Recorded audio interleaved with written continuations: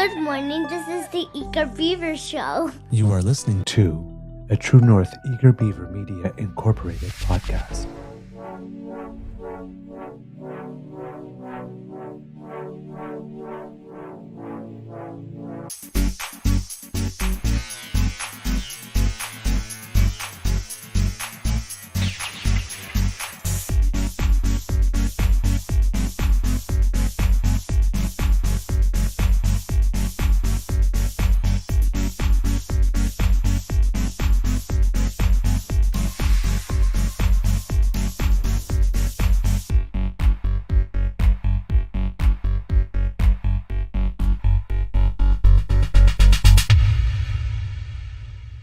The True North Eager Beaver podcasts are proudly brought to you by our founding sponsors, the Misfit Mysteries from Corvid Moon Publishing, your source for science fiction, fantasy, and cozy mysteries featuring a broad diversity of characters, CanadianTarot.com, your uniquely Canadian online eclectic tarot community, and the Peppermaster, hot pepper sauces made from farm-fresh ingredients to thrill your taste buds and expand your mind.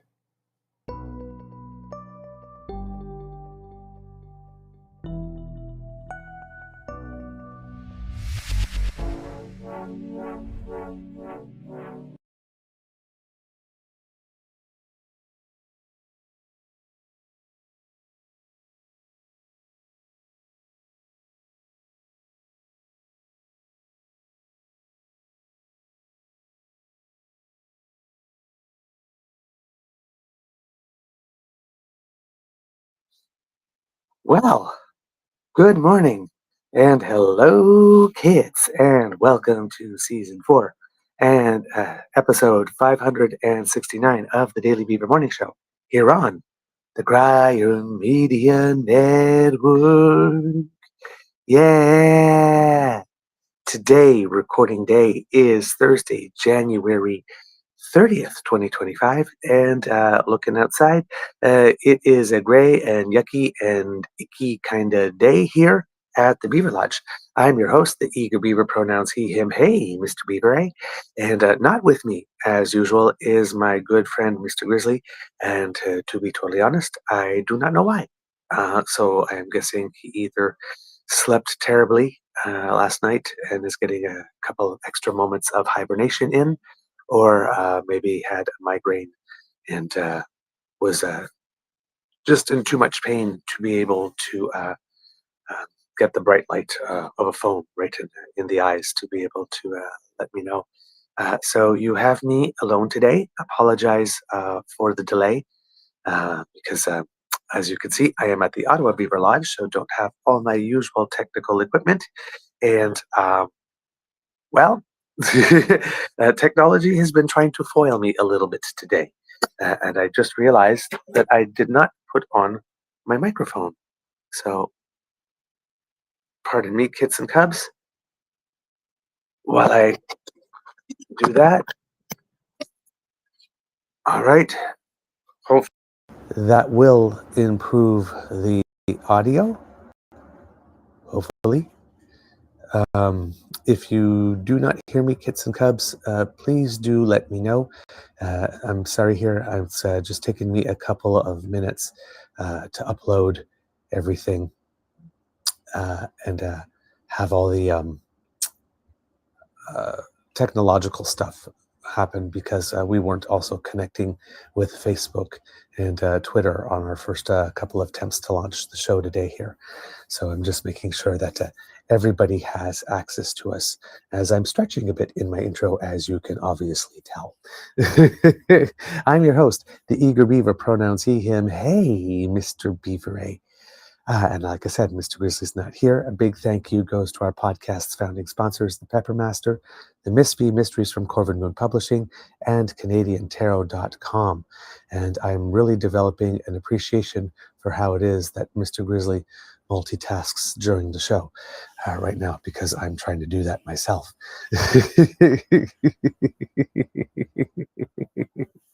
All right. Let's see. I had a show today planned that was a little clip heavy. So unfortunately, I'm going to be doing this a bit on the fly for you kids and cubs. I am just going to take a moment here to be able to check in the chat. Unfortunately, I'm going to have to move my camera, so please accept my apologies for this. There we go. And of course, my computer is not showing me the chat, so I cannot tell if you hear me or not. Okay, this is great. I don't know if anybody hears me or not. I'm sorry. Oh, this is a mess this morning. All right, there we go. All right, well, I guess I will just keep talking, and hopefully you hear me. I'm also reloading here the YouTube page on my laptop so that hopefully the chat will load and I can see if you guys see me here. Yeah, I'm having a difficulty setting up kits and cubs, I must admit here. Hold on, let's try it this way, maybe. There we go, that might work. And still the live chat for the show will not come up. Okay. I don't know if you can hear me or not. So here's what I'm going to do, kits and cubs. I am going to reprogram the show and start all over again. Because I don't know if I'm talking into the void or anything else. Oh, wait a minute. There we go. The kits just popped. The chat just popped up. God. What a terrible. Do you hear me? Okay, we can hear you fine. I see Kit Pete there. All right. Sorry about that, kits and cubs. All right, let me start with the intro all over again, and so that Mr. Grizzly will know where to start for the audio cut. I apologize. You've had 8 minutes of just listening to me ramble. I thank you for your patience.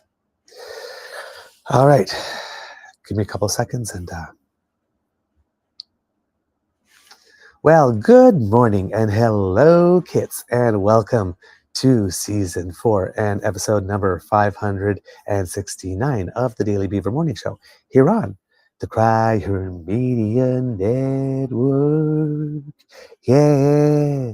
Today, recording day is Thursday, January 30th, 2025, and it is a bit of a gray, icky kind of day here at the Beaver Lodge.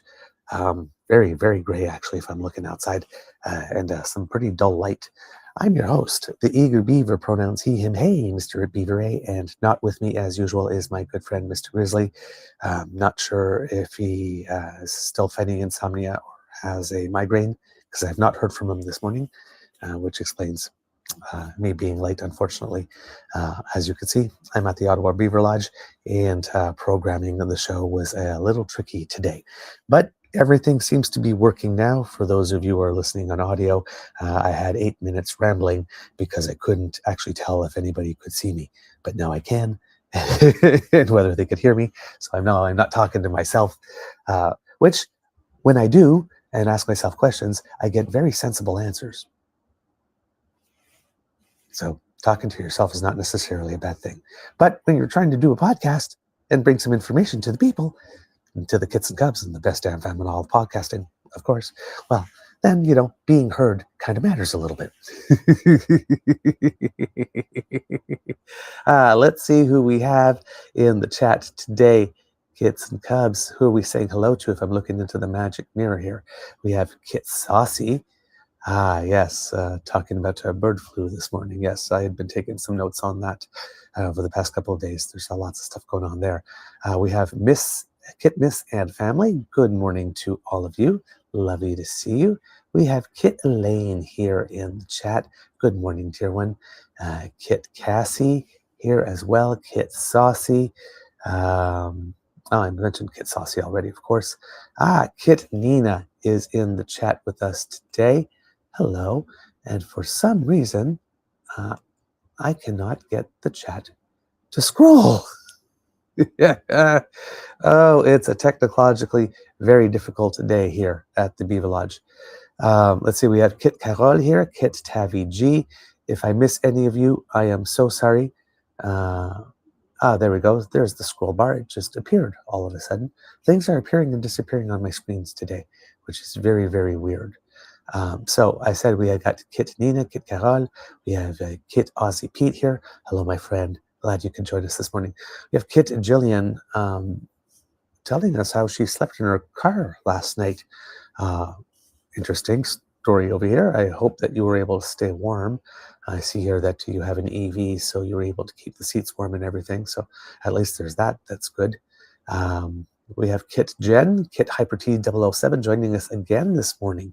Hello, thank you so much. Kit Mr. Jim here, saying that's a bit nicer. I'm going to guess that that has something to do with my audio. Great. And who else? If I missed anybody here, I am so sorry, but I think I got everybody on the chat this morning. So good morning to all of you. Thank you for joining us on this little bit of an adventure of a show today. All right. So in the show description, I was going to talk to you about Karina Gould's campaign launch because it's been a while now that she's done it, but the news just keeps on coming in, and we'll keep on trying to make some time for it because it was very good. Unfortunately, again, we don't have clips, so I cannot show you that today. So I am changing up the show on the fly, kids and cubs. And we will talk a little bit about the leadership race for the Liberals to start off, because there have been some developments. Now, one of the major developments is that, as you know, Mr. Carney, who appears to be in the lead at the moment, has not been heard of a lot over the past couple of days, which has caused the Conservatives to start a whole "where's Carney" type of scenario. So we had Melissa Lansman go to a Nate Erskine Smith event in favor of Carney, and sort of make some allegations that he's nowhere to be seen and will not reveal his platform and all that kind of stuff. Meanwhile, well, we've had a bit of news over the past little bit. Justice Marie-Josée Hogg came down with her report into foreign interference, and, well, on the day, Skippy was nowhere to be found. A story managed to find its way into the press stating that he would not accept even the very, very special briefing that the Prime Minister arranged specially just for him because he would not go get his clearance, a threat reductions measures meeting.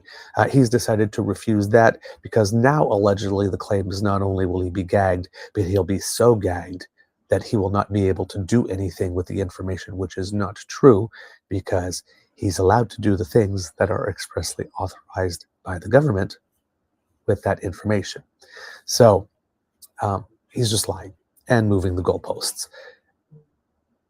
So we have Mr. Carney, which we can understand why he might have gone, I don't even want to say gone dark, but gone a little more quiet. He's the newer kid on the block. He had a great soft launch, not as good regular launch, but is still in the lead. Chrystia Freeland appears to be imploding by trying to frame her candidacy as other than, hey, I'm a policy nerd, I'm a policy wonk, I handle autocrats, you've seen me do it before, I can do it again. And I broke with the Prime Minister because I believe that circumstances changed suddenly. We got a Trump presidency instead of a Harris presidency. So therefore we need to pivot hard and fast. So yes, while I stand by everything that we have done over the last 8 or 9 years together, is for where we need to go for the future, is we need to make a hard pivot. The Prime Minister disagreed with that. It just leaned into that without trying to be something that she's not, or trying to portray herself as something that she's not. She'd probably be doing better. And we also have Karina Gould, who I've been mentioning, should not be underestimated, had a great campaign launch, said was going to show you some clips of it today. So we'll have that later on. But Chrystia Freeland, for her part, is still making news in this time, right? She's taken advantage of the fact that Mark Carney is probably, talking to members, putting final touches on his policy stuff. He gained himself a little bit of advantage, given he's the one that everybody's talking about at the moment, to be able to go and take a few days, add a little mystery to his campaign, and work on those types of things while the other people are filling the air, right? Especially if the other people are filling the air and imploding. Why interrupt? It's a strategic decision at this point. But I mean, he's going to be coming up with announceables and policies, and he happened to have such a great debut that he could buy himself a couple of days to do that. So I'm not surprised that he's doing that. I don't find that weird. I don't find that odd. Because what I do find odd is that the guy that who's been saying for the last 2 years he wants to be prime minister, is nowhere to be seen and nowhere to be heard on the day that the Prime Minister of Canada announces he's going to step aside, on the day that the then President-elect of the United States starts musing aloud about annexation by economic force, and nowhere to be found when the justice who worked on a foreign interference public inquiry that he himself full-throatedly and very loudly demanded has nothing to say on the day other than he will not follow one of her recommendations. He basically flipped her the bird. So, but no comment from the party about how it is they received the report, what they think about the quality of the work. No, not even like really thanking her for the work, even. Just gone. Meanwhile, the other narrative is that you have Doug Ford declaring an election in Ontario, running all around, trying to capitalize on the capital he built over a very short term as Captain Canada.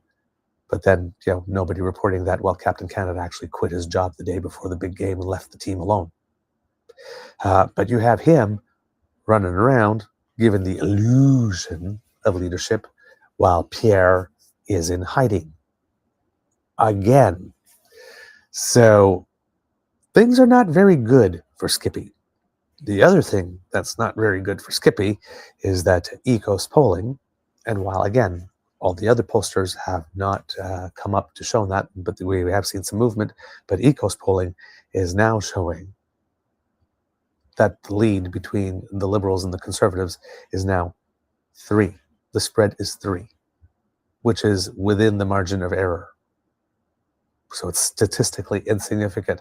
And at these levels, given the concentration of the Conservative vote out west, 36 Conservative and 33 Liberal, especially with the rebound of Liberals in Ontario, according, of course, to ECOS, means that the prediction is now for a Liberal minority government, which is the first time in a very long time that any poll anywhere in Canada whatsoever has predicted that the Liberals would be in the lead. And I see that we have some person in the chat going, this guy likes the Liberals. Yeah, I do. Because when I compare the Liberals to the alternatives, the Conservatives, who do nothing but fearmonger, lie, and spread disinformation, and won't cooperate to be on Team Canada. And when I look at the New Democrats, who keep on doing the will they, won't they, but won't really say, and keeps on acting like a jilted teenager that didn't get called for a date for prom, there's only one adult in the room. So among the 3, I like the Liberals. But it's by default, because the other 2 did not step up. Sorry, I compare my choices to each other, and not the almighty or some ideal. There's also the Greens, who are doing rather well in terms of leadership with Elizabeth May and the return of Jonathan Pedno.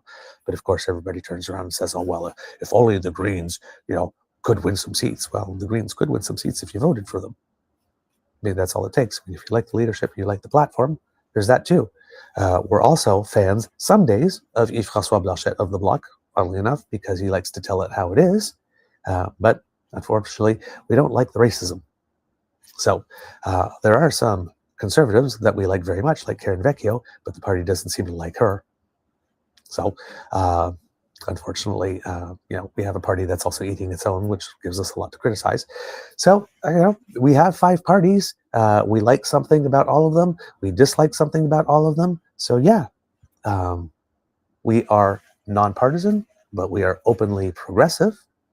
Anywhere from green to traditional progressive conservative, you're going to find something that you like on the show. If you are more extreme left than green or more extreme right than progressive conservative, then you're probably the type of person that shows up in the chat and goes, this guy likes liberals. So, I mean, what can I say for you, buddy? Hopefully, by adding to our engagement here, by watching the show, if you stick around, you might learn something. But yeah, we happen to like liberals. Unfortunately, this time it seems to be by default. But the fact that we are talking about the liberal leadership race itself doesn't mean that we like liberals. It's just kind of a big news thing. So whatever it is that you want it to be going on here, sir, it's not happening. Okay, so back to the regular show. With liberals, right? You've got Karina Gould standing there trying to make a case for herself. You've got Mark Carney that's doing the strategic thing. And you've got Chrystia Freeland who's trying to find a way to bounce back by putting in some, by talking about some policy. So while Pierre Poilievre is still in hiding, Chrystia Freeland took advantage of the moment to come out and make a few statements about the foreign interference inquiry report and some of the things that she says that she would do if she were prime minister with regard to that, right? So, and I have to say that she has some positions that are interesting, some that we have called for ourselves, which is kind of cool. And you can see that, she's the policy, she's going into the policy here. So she posted a tweet about 16 hours ago that says, as Liberal leader and your prime minister, I will have that's her second thing, second set of announcements. I will get back to that here. But, it was on January 28th, around 2:05 p.m., so shortly after Justice Hogue tabled her report. She said, posted here, please see my statement on the Foreign Interference Commission's final report. And she states here, it's a statement by her, says, today the Foreign Interference Commission released its final report, which states that more serious action is urgently needed to protect our democratic institutions from foreign influence. I welcome Justice Hogue's recommendations. A government led by me will take foreign interference seriously and will never risk our national security for political gain. Canada could have and should have done better. As Prime Minister, I will ensure I get briefed every day on issues of national security. Then I will take action. Delay can mean disaster or death when managing security threats. Within our own Liberal Party, we must take all action possible to root out any risk of foreign interference. If I become Prime Minister on March 9th, she might not become Prime Minister on March 9th. March 9th is the date that we will have the date of the vote, I guess, and we will find out the result. But then the Prime Minister has to step down. The other person needs to be sworn in. Sometimes the new candidate likes to take a few days to select their new cabinet and start to write their speech from the throne. So the Prime Minister that would be currently in place would be there for another week or so longer. Sometimes it happens this way. So it's not necessarily as soon as you win the leadership vote, you are the Prime Minister. There are a couple of more official and protocol things that need to happen before that happens. All right, so she's got a 3-point mission here on her statement. Number 1, declassify all intelligence and evidence of foreign interference in federal elections over the past 2 decades, while ensuring that sources and methods and any information that would be harmful to our allies is protected.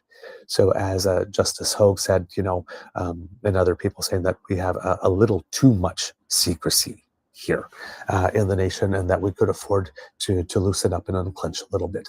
So this is something that addresses this particular thing.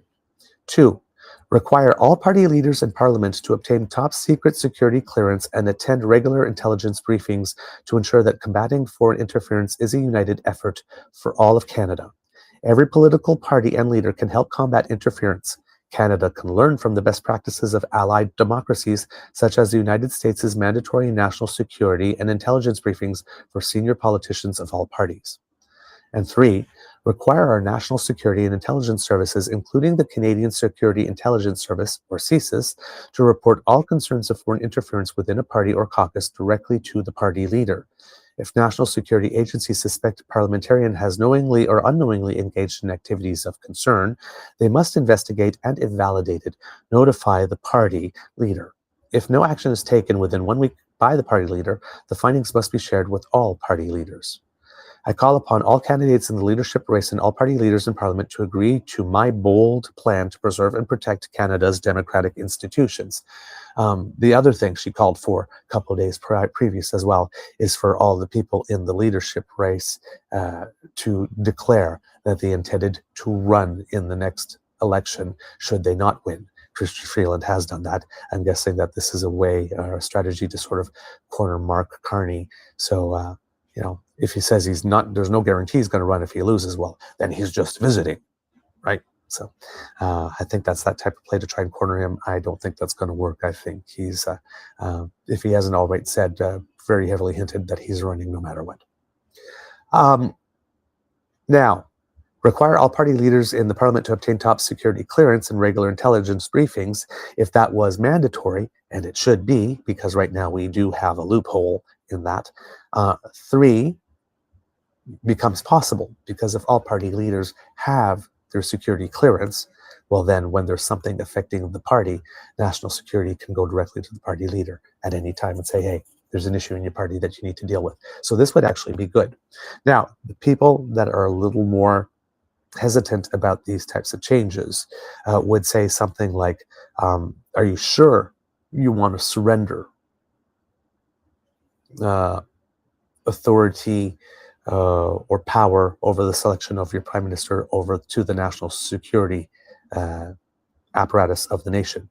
And I'm guessing that this comment is kind of made in the sense that my thinking is that because we have a situation in Canada such that a leader of a political party can refuse to go get their security clearance until such time as they happen to become prime minister and then get access to all that national security information, right, without ever having received the required security clearance via the traditional oversight method.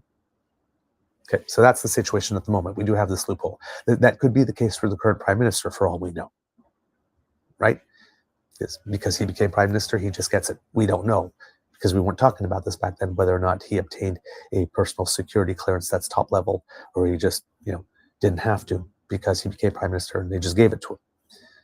But right now, we have a leader of the opposition that currently won't do the minimum, right? We have a leader of the opposition that has cavorted openly with people that have shown up in the nation's capital and took the city hostage for about 4 weeks and presented an MOU saying how they would like to overturn the government. We have a leader of the opposition that is openly quoting the endorsement and leaning into it of a man south of us who is working for a man who threatened economic annexation for us, and not only working for him, but funding him. That's a national security risk by any stretch of the imagination. Because the leader of the opposition has 100% of the power to remove any doubt as to whether or not he is a national security risk by sitting for security clearance, but he will not do that. He will not give us the peace of mind. He will not give our allies around the world that peace of mind. So that's a problem. That was never reality in Canada. We never imagined a Canada in which someone in the House of Commons would not earn their title of honorable. But Pierre seems to want to do that. Now, I understand that as leader of the nation, the leader of the nation has to have access to these documents in order to be able to lead the nation. It's a constitutional thing, right? That happens. I understand that it's constitutionally based. But we do have a de facto loophole. In 2025, in this day and age, is, do we find it acceptable as a nation that any leader of any political party can gain access to NCCOP level or even higher, cosmic level, security clearance without having been cleared via the traditional oversight method? This is why I've proposed this. Now, another comment is, well, you can't require MPs to get it because it might be a breach of privilege. I'm not exactly sure how it is a breach of privilege. I tried to get that person who was making that comment to me to explain it to me, but they did not, because I believed that this is a loophole, not a structural one, but a de facto one, not a de jure one, that it needs to be closed. Apparently, I was too dumb to converse with. So I was not able to get the full sense of the point of view on that, how it is a breach of privilege. But as far as I'm concerned, the way that I'm presenting it, it's that it's in your role as a party leader and not as an MP that you must receive this clearance. And therefore, I do not see the potential for a breach. And given that it is possible to be a party leader without having a seat, being a party leader is not necessarily tied to being an MP. There's no reason you can't attach that to the party leader function.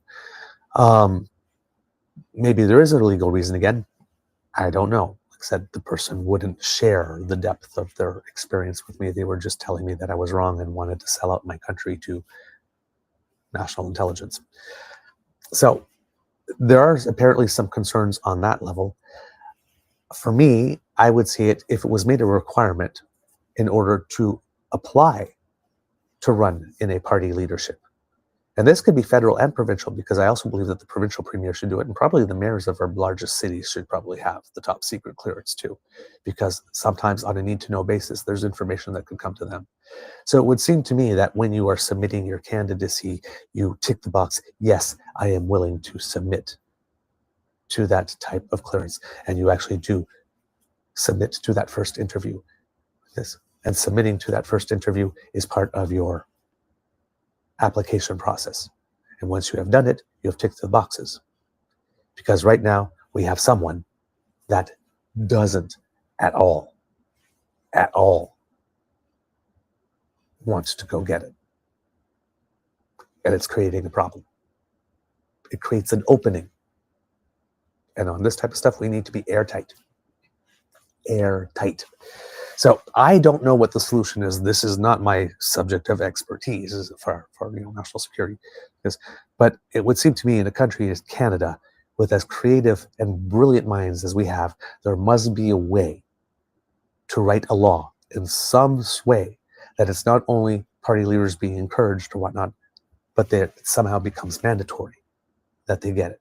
And perhaps I am wrong unconstitutionally with this, but somebody would actually have to deem me worthy enough as a human being to actually sit down and explain to me why I'm wrong, which did not happen, unfortunately.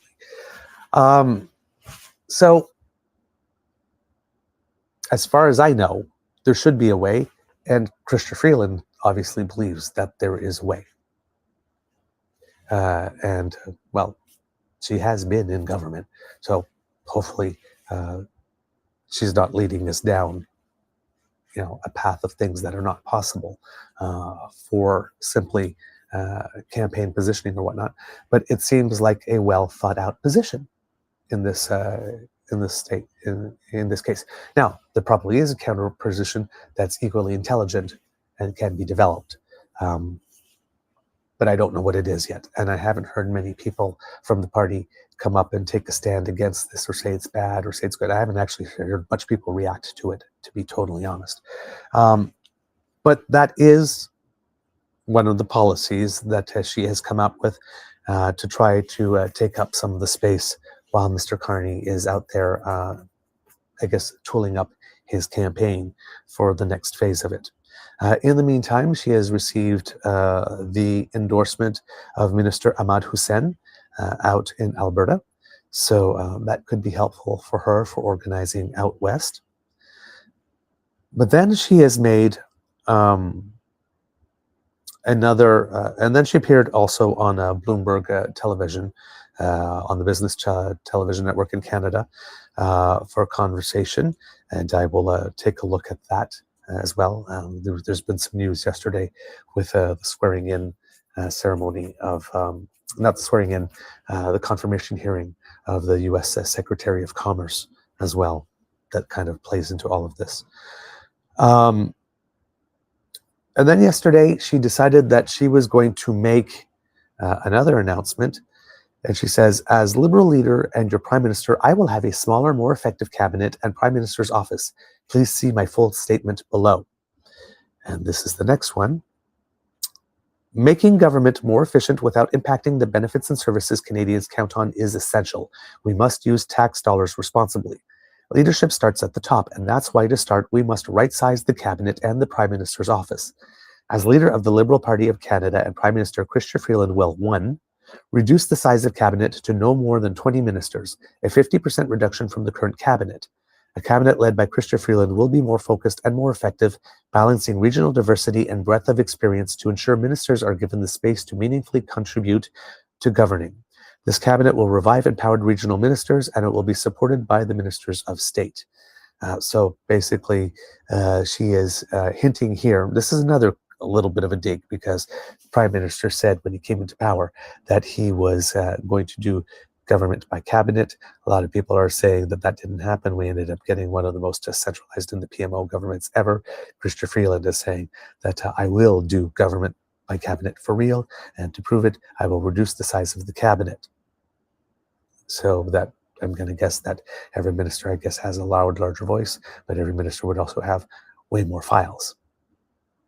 Not sure if that's a thing, if it how it translates into real life, especially since, as the world gets more technologically advanced and as people interact more and as resources become more scarce, there tends to be more and larger and more pressing emerging issues, some of them that require cabinet positions. I mean, many, many years ago, we never thought that we would have a minister of addictions.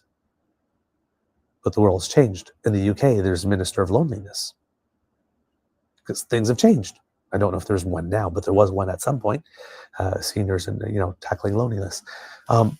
Things emerge. Science does what it does, right? Geopolitics does do. So I'm not necessarily sure that a smaller number of ministers necessarily means a more effective cabinet. Maybe it could, but for those who like smaller government, they might like this. However, this is not smaller government in terms of public service. This is smaller government in terms of actual cabinet. And number 2, reduce the size of the Prime Minister's office by 50% to restore a true cabinet government. By ending the overreach of the Prime Minister's office, Chrystia Freeland will empower cabinet ministers, members of Parliament, and all Canadians to more meaningfully contribute their ideas to make our country better. These 2 actions to restore trust and confidence in the government are just the first steps in Chrystia plan to make government more effective and efficient, to deliver services faster and better. So there you go. Again, the second one, not sure whether a reduction in the amount of staff has a direct impact on the ability of cabinet to be more independent. It makes it such that a PMO could not have, let's say, we're assigning these 2 people to this one cabinet minister, be their person, monitor everything, be their resource, whatever. So in that sense, yes, it could give more room, but again, there are emerging issues in area. Well, that's the thing with politics, right? Something emerges, and how do you respond? And then you got to signal your response so that you name a person to do something, and then something grows, right? So, because the easiest way to show that you're responding to somebody is to name somebody to tackle it, to show response. So, it happens often that people say, they'll reduce the size of it, and it just eventually creep happens and it starts to grow. Govern it by cabinet, while it can be interfered with an overreaching PMO that's too micromanaging. All you really need is a prime minister that decides that they're going their own way, that they're a one-man show, a bit like Stephen Harper is. And then there goes government by cabinet and has nothing to do with the PMO itself. I mean, a prime minister that does that usually then tools their PMO such to make sure that they are a party of one or a government of one. But, right, in and of itself, maybe not restore that type of thing. But they are signs that she does want to bring about a change in culture. She seems to be putting an emphasis in her campaign about being there for the grassroots of the party as well, and wanting to reform the party for the benefit of the grassroots. Remember, as a party leadership race, these are things that are important to party members, even though they might not be of interest to the general electorate. And right now, the audience to whom they are speaking, even though all of Canada is watching, is the party base, right? So a lot of people will be sitting there going like, well, why is she wasting time talking about that? Well, because she's talking to the direct audience she needs to talk to at this moment. And there are some people that care about that type of stuff, right? The health and the strength and the vitality of the party, ensuring that it has a future and that the structures are strong. So in party politics, it's actually a subject of great importance, even though it never really translates that much to the general election. It's more like, making sure that the foundations of the house, that the basics are very well taken care of in order to do the rest. All right, I'm looking at the chat here, and Kit Environmental Coffee House saying here, a lovely compliment. Douglas is really good at this, I believe is the compliment you see. I can't see the last word of the line because the camera's covering it. But yeah, thank you so much for that very nice compliment, Kit Environmental Coffee House. I appreciate that. Yes, I see that we have some interesting behavior on the chat here with some name calling and stuff like that. Kit Saucy, as you know, you are always welcome to use the wrench at will. Yeah, especially if we have some AI accounts as well here. But hey, that must mean we're doing something right? If they're showing up, because we had a certain number of years with very few sort of AI bots and people just popping in for a day or two and deciding to make their presence felt. And now that's happening a little more often, which must mean that we have some things to say that are hidden. Because, to be totally honest, right, the only reason someone would want you to stop speaking is because if you're saying something true and you're being a little too effective at it. So I take the presence as a compliment, as a sign that we're doing something right and that we actually are reaching people, and we're reaching people in such a way that there are certain people that think that we need to be stopped somehow or prevented or interrupted. Good. I appreciate the validation. Thank you. And once again, thank you for your engagement, adding to our viewership numbers. Well, helps us with the algorithm and also helps our finances. So thank you. As Justin Trudeau was famous for saying, and it made a lot of people who do this type of thing go out of their minds, thank you for your contribution. Okay, moving on. Kids and guns. So, Chrystia Freeland positioning herself. We've got the ECOS poll, and as we say, and I saw the comment in the chat, and that's true, remember, ECOS poll you got to take with a grain of salt because they are not one of the 3 A+ pollsters. They're rated a little lower. However, in the most recent election, ECOS did do very well with regard to its forecast and what happened. Also remember that polls do not predict the future. Polls tell you about the very, very recent past. Right? When a poll reports a result, it's a result of something they did in the past. That's how people felt in the past when the result comes. Right? Very recent past, maybe a week and a half ago to a week, but it's recent past. It doesn't predict the future. Now, if you're watching a poll over time and you're looking at all the past and you're seeing some trend lines develop, trends are your friend. Those are things you should pay attention to. The top line number of the horse race, as I've been mentioning on the show, right, for the better part of the last 2 years, the Conservatives are leading, yes, because this is the kick the tires phase, right? 2 years before an election, kind of tired of the old guy, got nothing to lose, Get a little angry, get a little antsy, throw some support to the other party, park it there, send it as a message to the government. Hey, you guys need to straighten up like this because we're playing footsie with the other guy. We're open to a change. But then usually within a year, to the election, things, the margin narrows. That did not happen in this case, right? But we had other major things. So let's look at the result, wait for the result of the US presidency, because that could change some things. And whoo, boy, did that ever change some things, didn't it?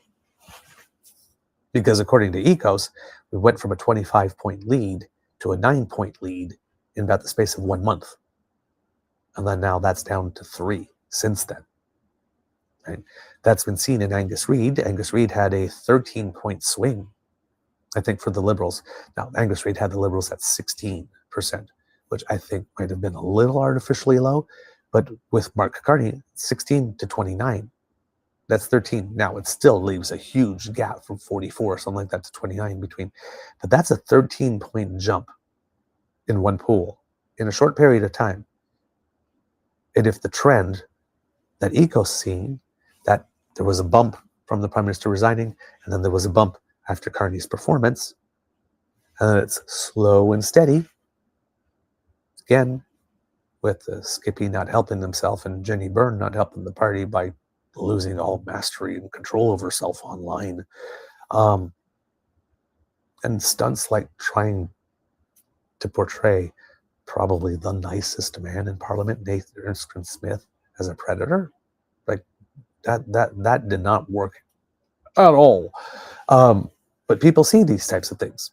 There's also Doug Ford sucking up a lot of oxygen right now with his election. So you got a Liberal leadership race. You got Doug Ford with an election. You got Donald Trump sucking up all the oxygen. You got Pierre trying to make some room to get himself heard when he's not in hiding. Things are not going well for the Conservatives right now. People are not really there, and they don't have a message for the moment. They're still talking carbon tax. They're still talking everything's Justin Trudeau. The moment is now. And the leader of the opposition is not meeting the moment. He's not even showing up to meet the moment, and the moment is passing him by. Just is. And that might have something to do. I saw in the ECOS numbers, there were numbers about attachment to Canada. And in the 90s, around the time of the referendum in Quebec, attachment to Canada was over 70%. Then it's like in the 60s. So just before Trump became president, it got down to 32%.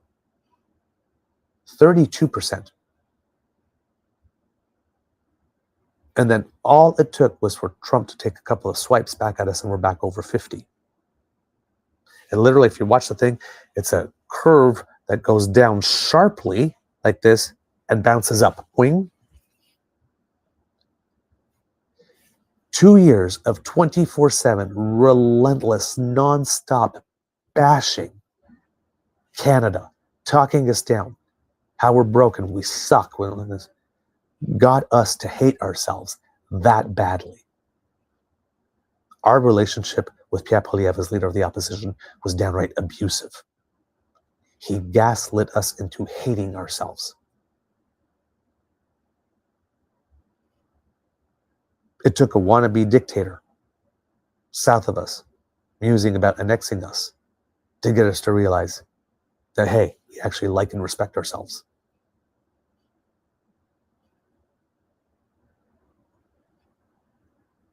Pierre Poilievre got us to hate ourselves.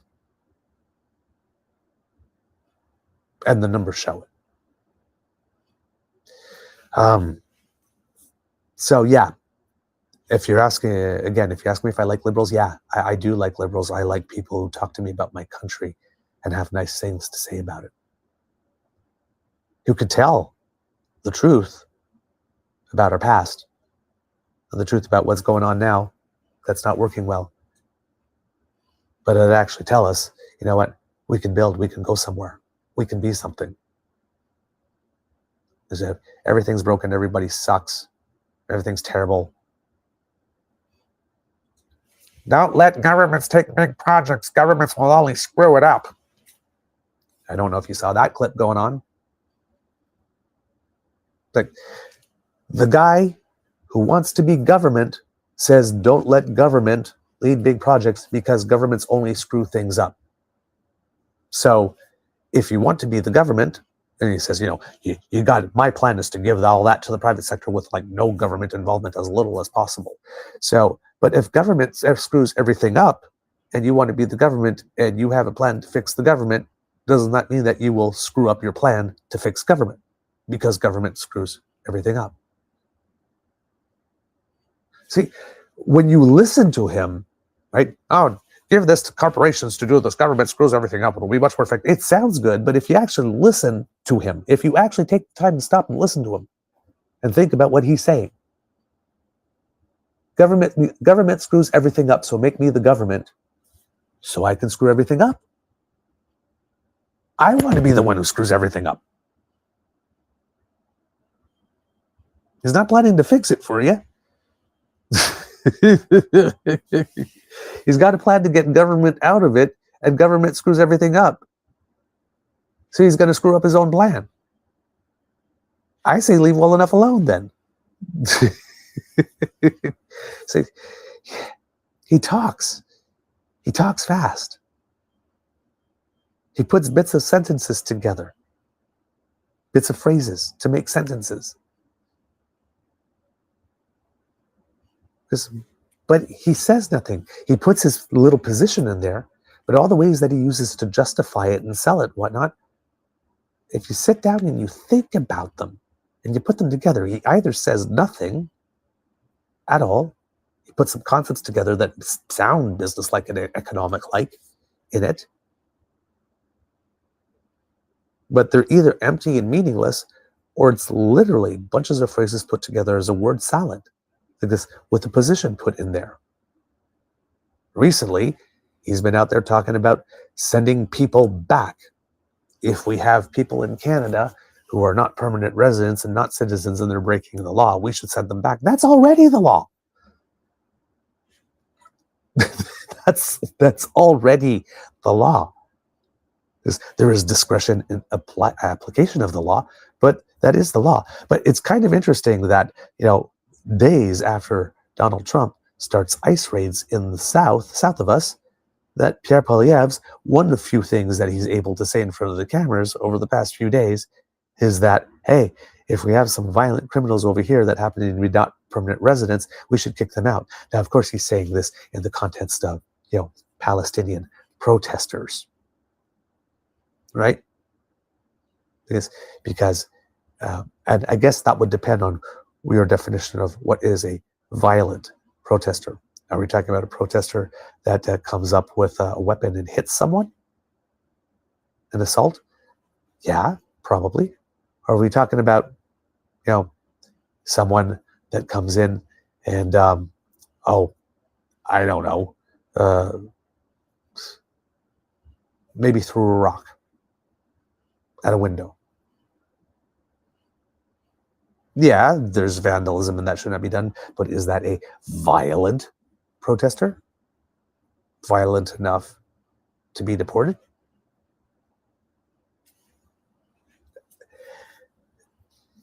Right? It's all those things, again, when they talk about, like wanting to limit the right to protest in certain ways. Well, we see how convoy protest and how an indigenous protest to stop clear cutting a forest are handled. We saw how the RVs by the side of the road on the border of two provinces in Atlantic Canada were handled versus Black Lives Matter protests.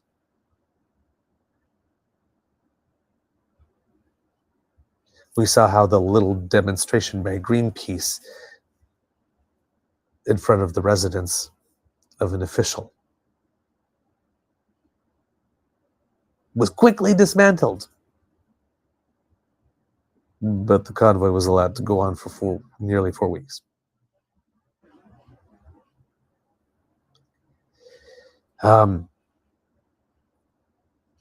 The person, when you have these laws, you have to be careful, because the person in power often gets to determine what is violent or what is political and shut you down. That's why these laws, that's why we have something like a Canadian Civil Liberties Association. Who are you? Yes, annoying. But they're there to make sure it's like, did you pay attention to this? Because you might be setting yourself up for that, and you really don't want that. We should pay attention to them when they do that. Right? Because their only loyalty is to civil liberties. They don't care which party, whatnot, so long as civil liberties are being protected and not being abridged. So you have to, when you're listening to the leaders, right, you have to listen for what's real, what's BS. And like I said, there's a portion of real and BS to what every politician is saying, right? There's always some framing, some spin, whatnot. And framing and spin, right, are natural things. They're normal things, they're communications tools, they're fine. This, when used appropriately, right, they're good. If we're talking about smoking cessation, for example, right, putting the frame on it, smoking cessation, it's good for your health, it might extend your life, the money you're not spending on cigarettes is money you can spend on other stuff, enjoying life. It's a frame that you put on things, right, and you sell a message. Now, everything in the frame is true, like this, but, it excludes some things. The frame doesn't necessarily tell you that, trying to quit smoking is one of the hardest things that you're ever going to do, that you'll probably fail 5-6 times before it sticks, that you have to never quit quitting, that you might gain weight, other things, right? It doesn't tell you all that stuff. It doesn't tell you about cravings. It doesn't tell, right? It just puts here are all the good things that can happen to you if you stop smoking. Oh, wow, this is great. Yeah, but it's hard. It's like real hard, right? So, and then there's putting frames on things to make things seem like they're not, right? The example that I often use about this, which is a little salacious, but you and your buddies are getting together to watch the game at one of your buddies' friends in the basement on TV, have a couple of beers and watch the game. It's like, yeah, you had a couple of beers and you watched the game, but you also placed a phone call and had a couple of people come over.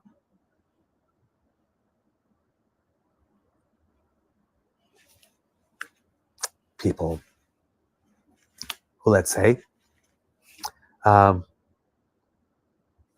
remove their clothes to music, right? And other activities happen. Yeah, the game was on, and you did have some beers, but there was a whole other thing that happened down there in that basement that you didn't mention, right? You just framed it as if it was just beers and football. But you didn't talk about the call girls. So that's a frame to put something on it. For example, a strategic sin of omission. Oh, did we call girls? I totally forgot about that. Gee, yeah, kind of an important element of the day's activities. Right? So you got to be careful with framing. Sometimes people of good intent will put a good frame on things, and people of ill intent will put a frame to try and make things look one way to lead you down a path. That's why your critical thinking skills are very, very important, particularly in this phase. In particular, in a phase where you got a lot of people, like in a liberal leadership race, campaigning. Like, for example, we have one of the 6 approved candidates, so far still approved. Don't know if the party is going to remove that. But Pistala, I don't know if you saw, but there was a profile of her. I don't know if it was an interview she gave, whatnot. I didn't read it, with Warmington. But the article was basically the sort of like Canadian Trump in heels or something like that, or the Canadian Trump wants to go down and talk. Well, and then she actually made a meme of it for herself with the thing. So she's proud of this.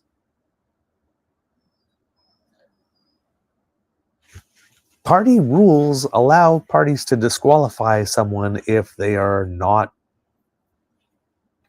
in alignment with the overall values and mission and direction of the party.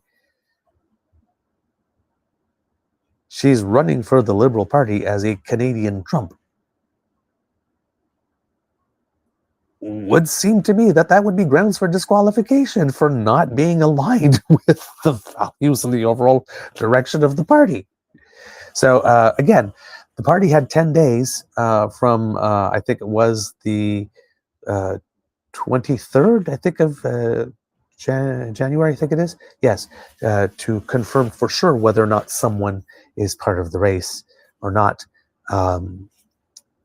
Now, my guess would be is if the party sees the number of people that have registered for the vote isn't extraordinarily high, like there's like 250,000 people that have just showed up like this and they don't really recognize and they don't know from where or from who, and it's like, oh, and then all of a sudden all of them vote Ruby Dalla. Right? So the party has some stuff going on that it needs to look into and be sure with regard to certain candidacies to make sure that they are all in line. But right now, yeah, hers looks like an outright hostile candidacy. Again, hopefully there will be something coming down in the next few days from the party that says, yeah, we just can't have that. I'm sorry. But so far, she is still confirmed to run that we know of. Unfortunately. Ugh, God. Oh, I see Mademoiselle Fox here in the chat a little bit. So let's see if there's anything there. Thanks for the coffee. And is there any news about Mr. Grizzly here? Let's see. She says, yes, I'm going to. Oh, it's Mademoiselle Fox talking about her show for Friday, saying that she's going to either pre-record today or join the chat or try to go live without Mr. Grizzly yesterday. So I'm guessing there might have been something that came before in the chat that I missed that indicates how he's doing today. I'm just going to scroll back to see if I see it. Oh, there we go. Good morning, good people. Douglas and L, Mr. Grizzly's social media assistant, sends his regards. He slept little last night, so sleeping in this morning, as I suspected. Another battle with insomnia. Again, I completely and fully empathize. Thank you for bringing us the update, Mademoiselle Fox, because I'm always concerned when my good friend is not with me. I miss him. I like him. He adds to the show. He makes it much more fun. Even when he scoops my ending like he did yesterday, I know I wasn't looking pleased, and I wasn't, but hey. It's our thing. It's our dance. I do the setup, and then he just like comes in with the punchline. I saw something the other day. It was a Facebook meme that went, in every couple, there's a person that stacks the dishwasher like a Scandinavian architect and one that stacks it like a raccoon on crystal meth. And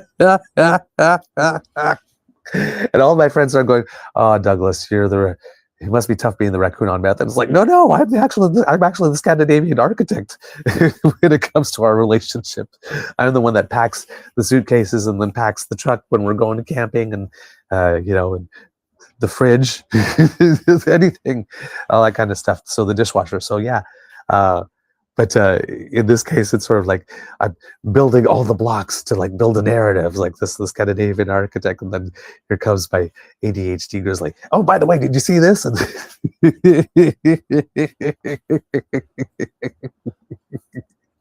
And then I roll with it. Hey, what can I say? It's our thing. It's what we do. It gives us charm. So I'm glad he is. I'm glad he's taking time for self-care, and thank you for the update, Mademoiselle Fox.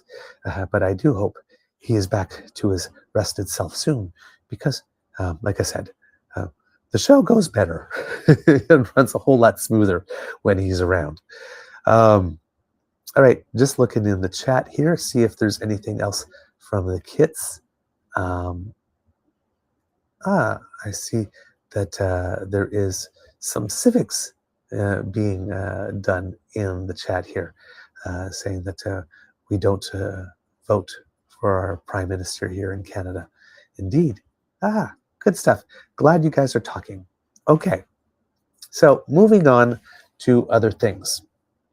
You've got the whole Liberal leadership that's going on. We also have an Ontario election, and something that I was going to bring you today if we had time is an interview I saw with Bonnie Crombie. We still have to do the launch stuff with that too. I mean, there's just been so much news, kids and cubs, and we still haven't got to Jaime Batiste yet's launch as well from the federal.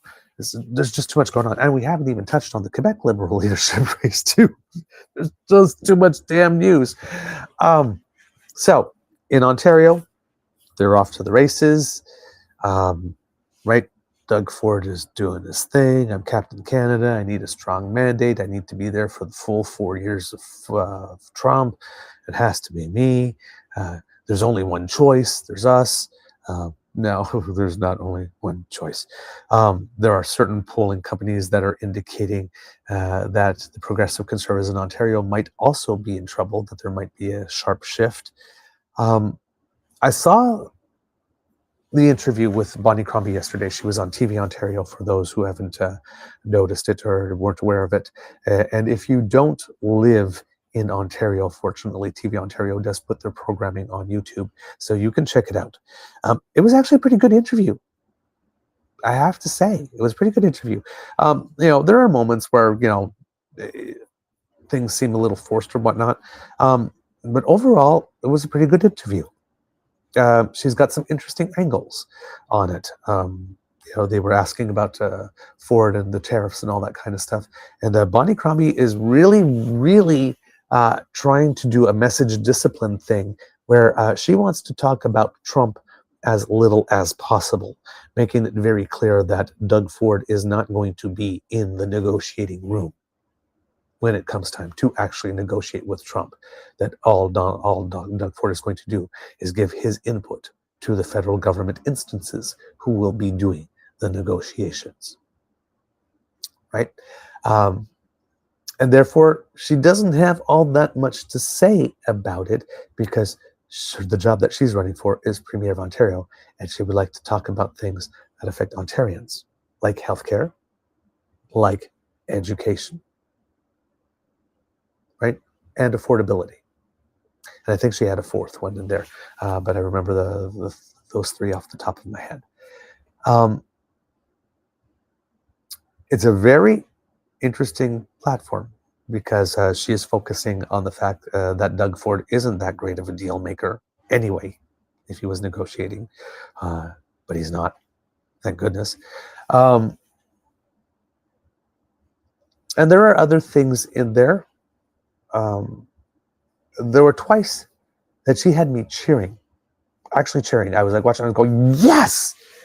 Because finally, kids and cubs, we have a Liberal leader of a party anywhere in Canada who could speak and was speaking to rural issues, admitting that Liberals have not talked to rural Canada in a long time. Now, full transparency, and I said it on the show at the time of the Liberal leadership race in Ontario, I had done a little bit of work for candidate Ted Hsu in terms of public speaking skills and delivering a speech. And in those discussions, I had mentioned about policy for rural Canada. I think I might have also mentioned it when we interviewed MP Mark Gerritsen, whether or not there was anything. And as I mentioned, Ted Hsu mentioned that he could speak, in fact, to rural issues because Kingston riding that he represents is half urban and half rural, and spent a lot of time in his leadership going to rural Ontario. I don't know if he brought a lot of information back to the party with regard to that and brought it to Bonnie Crombie. Now, we haven't seen a lot of Bonnie Crombie as well. She's been traveling and going out. It seems that she spent a lot of time in smaller towns as well during that tour to be able to come back with that information. So there does seem to be a concerted strategy among the Liberals, at least the Ontario Liberal Party, to make an outreach to rural Ontario and smaller towns. Finally! You can't just speak to the cities if you're going to be a national party. There's a reason why a lot of Western Canada is so pro-conservative. Nobody talks to them. Nobody talks to them. We have Kits in our chat. We have Kit Cassie, who's from Manitoba. We have, just talked about, talks about us to all the people from Saskatchewan, the farm wives who are watching us. Good morning. Lovely to see you. They have real concerns. They have real issues. Right? How the carbon tax was applying to a fuel to dry grains was an issue. When there's a rail strike, that's an issue. I guess they have healthcare issues, access to healthcare issues, and even worse than we do in the cities, right? Because they're in rural and remote areas. They don't necessarily have all the services nearby. Whatever services they have are being cut.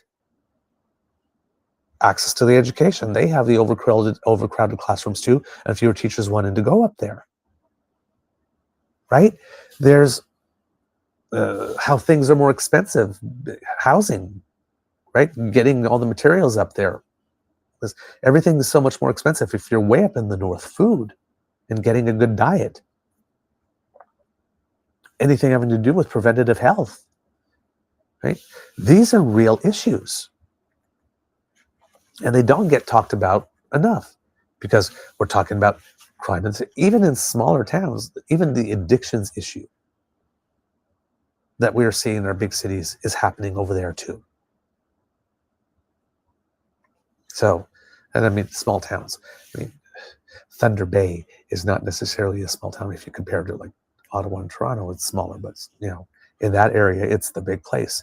But there's a huge issue in Thunder Bay. There's a huge issue in Belleville, based on what Kit's have been telling us. But it's all over. It's all over. So to hear a party leader that has an L by their name actually speak eloquently about rural issues, to be able to riff off a certain number of things and stating that she's got a commitment to it, I am there for that. So hopefully there is going to be people ready to take him on and respond and make things uncomfortable for him, because right now it kind of looks like he's sailing to another victory. But like I said, we'll see with more public polling results, see if their Ontarios are upset and mad at an early election call. Often that's a story for a day or two, or maybe even three in a campaign. This one's a short one because election date is on the 27th of February.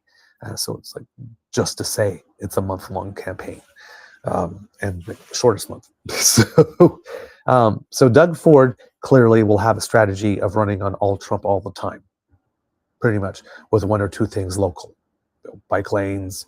I did put in $1.8 billion to make sure that, promise you that you'll all get medical something in the next 4 years. We know what a Doug Ford promise is worth, right?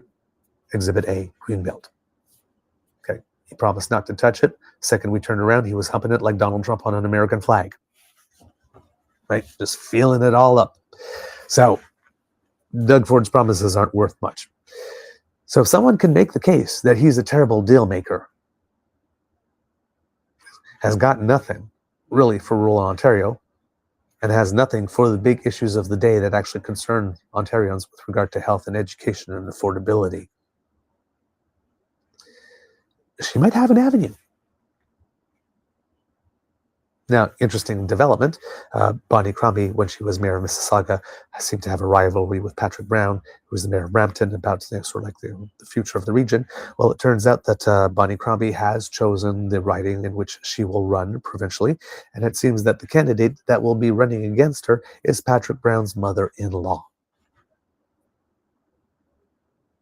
Apparently a very good party organizer in her own right. not sort of like a nepo thing, so, like, Patrick Brown going, hey, just like send my mother. No, apparently she's politically active in her own right and has her own credentials and all of that kind of stuff, even without Patrick Brown. So, yeah, the rivalry somehow continues, I guess. She is pretty confident that she will win. The host, Steve Paikin on TV in Ontario, made the point that in the last provincial election, the Progressive Conservatives, at least provincially, swept all the seats in that area. So, are you sure that you want to run there? Is that a risk? And she's pretty confident, says, and the mayorship in Mississauga also switched to a more conservative mayor after her as well. So, yeah, we'll see. But while there are still some things to improve in terms of presentation and that type of stuff, there are some elements of a plan. There are other elements of presentation that are very good, and some elements of a plan. And of course, her plan on housing specifically is an exceptionally good plan, because Nate Erskine-Smith, who's now the Minister of Housing, when he was running for the leadership of the Ontario Liberals, put a lot of work into that. And it seems that she saw that, she honored it, respected it, got a lot of people that worked on that with him to work on her plan, and she took a lot of elements of it. So we also have, let's say, in a wild scenario where the Liberals secure another minority government federally, and Doug Ford does go down in Ontario, we would have on housing a federal minister of housing, Nate Erskine-Smith, who wrote pretty much the majority of the plan that the Premier of Ontario, Bonnie Crombie, would like to put in place. That would seem like really good odds that the housing actually would get built. Unlike the current scenario where Doug Ford has promised for a long time that he was going to build housing, even did the whole green belt thing on the premise that we need to build houses. And now the RCMP has come calling, and is basically a drag on the nation, lowers the national average when it comes to housing starts. So, Guy didn't get it done. He ran on getting it done, and he didn't get it done. And she's pointing that out. We also have Merritt Stiles of the NDP, who made her launch, had the more professional, sort of traditional sort of looking launch, glossier, a lot of people behind her, energy, that type of stuff. So made a good debut, in terms of all the optics and the visuals with the launch. I'm definitely going to spend some more time listening to what she had to say to be able to bring that to you. But first initial comments seemed to be that went well. That was the things went according to plan, and the visuals and whatnot that she wanted to create were indeed created. And then I, like I said, I will go and look at the content. And then, of course, we have the Green leader, Mike Schreiner, who everybody admits is the best person to get a quote from, is the best person to get a take on what the should be. He's got developed policies and whatnot. But again, same comment that we're making about the Greens. But the party is really nowhere. Nobody votes for him. It's like, again, all you have to do is make the choice to vote for it. If he is the best leader, and if he does have the best policies, and if he does have the best interactions, and he's the most interesting to listen to, vote for him and vote for his candidates. It's like, and I mean, here's the thing with the Green Party, right? You are going to get a very good constituency MP, right? Greens just campaign differently, right? I've seen Green campaigns where they had events where they had people come in and get your home compost thing, right? Like this, and you come over there and you're talking about stuff, and you bring something like they're not just campaigning, right? They're doing things along the way to try to help you. So they campaign in very innovative manners. The party's been around for a long time. They don't just have green policies. They are worth a look. They are truly worth a look. They are worth your time. They're worth your consideration. So please do. And in all the time that we've had Green MPs, MLAs, or MPPs, or anything of the sort, I mean, there's been very few reports of them doing a bad job, of them not getting reelected. It's like once people get a Green MP or an MPP or a representative, they tend to like them. So they must be doing something right. So yeah, like, give them some of your consideration, because they are a legit. On this show, unlike other shows, is we treat all the parties that have seats as legitimate parties. 1 seat, 2 seat, doesn't matter. Legitimate. You are recognized. Right? You run candidates in as many seats as you can. You present a full platform. You present a full policy. You deserve to be heard, and you deserve to be considered on equal footing as everybody else. So that's our attitude towards. We don't treat them as a marginal party. We treat them as a real option. It's different from other shows. You'll find that here. But yeah, Mike Schreiner is, by all accounts, all parties agree, all party pundits agree, whatnot, is a very good, very intelligent, very competent man and party leader. So if he's like that as a party leader, maybe he's like that as a party manager and a caucus manager as well. Sometimes you got to roll the dice, right? So, if you're not, and particularly progressive conservative voters, if you're tired of Doug Ford and you don't want Bonnie Crombie and you don't want NDP, just consider looking at the Green platform. You might be very, very, very, very surprised. There's a lot of notions in the Green Party platform that progressive conservative voters would like a lot if you take some time. So if Doug Ford's not your guy, but you just can't see yourself voting progressive, just, again, take a look. So you might find out that you have more options than you think. All right? So we have the federal leadership.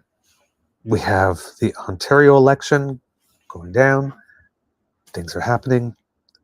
And there's a couple of other things I wanted to mention before we stop today. I'm just going to look at some of my notes here for you to make sure that I've got everything here. All right. Yes. Yes. Yesterday, of course, the Bank of Canada did reduce its prime rate. We mentioned it on the show because it happened. Its lending rate, overnight rate, by 0.25%, and the U.S. Federal Reserve, as predicted, did not lower theirs. So that increases the gap between Canada and the U.S. with regard to interest rates. I haven't checked this morning whether or not it had an impact on the dollar. It could, because when that thing happens, it does make imports more expensive if the dollar goes down. And, interest rate spreads do change where money flows on international markets. So we have that going on. With regard to the Federal Reserve in the United States, there's a bit of a controversy or a bit of drama in that the President of the United States tried to direct the federal bank by demanding they lower interest rates, and Jerome Powell, for whom the President of the United States has no love, he would like to kick Jerome Powell out, but Jerome Powell made it very clear, yeah, I'm staying, so you're going to have to cope. Well, Jerome Powell defied the President and said, quote, "We don't know what will happen with tariffs, with immigration, with fiscal policy, and with regulatory policy." So, in other words, President-elect, if you were able to give us a little clarity on that, but we know that's not your thing, because getting you to commit anything is like nailing Jell-O to a wall, and how do you negotiate with Jell-O? And how do you plan based on Jell-O? We can't give you your interest rate cut, because markets like predictability and stability, and you are anything but that. So, sorry, buddy. So, yeah, that happened. We have to look at, with the Bank of Canada, there is, Tiff Macklem, the governor of the Bank of Canada, made a point of stating that we have to pay attention to what the forward guidance is with regard to the bank, because the same instability that the Federal Reserve is facing is the same stability we are. So in terms of what we're going to do for the future, now we're really going to be looking at these other external factors. So yeah, we have that. I'm going to take a look to see if there was anything else with regard to that, kids and cubs, in case there was any additional details here, because I do have the story right in front of me, thanks to the good folks from iPolitics who wrote on that. In fact, they made it one of their top stories of the day today, which is kind of nice. So yeah. Oh, well, that is not the right story in any way, shape, or form. Sorry, I mistaked. Sorry, the number one story, that was my mistake, kids and cubs, was the U.S. Secretary of Commerce's statements indicating stuff about tariffs, that we will get into that. But the Bank of Canada, here we go. Not the first story. I was a little surprised by that, actually, as the words were coming out of my mouth. But this is from Global, Craig Lord. The Bank of Canada warned after delivering another interest rate cut on Wednesday that Canada's economy would be tested, quote, tested in quotes, if the United States delivers on a threat to impose blanket tariffs on Canadian goods. In a, quote, severe scenario mapped out by the central bank, those tariffs could simultaneously send the Canadian economy into a recession later this year and push inflation higher. The Bank of Canada on Wednesday cut its benchmark interest rate by 25 basis points, bringing the policy rate down to 3%.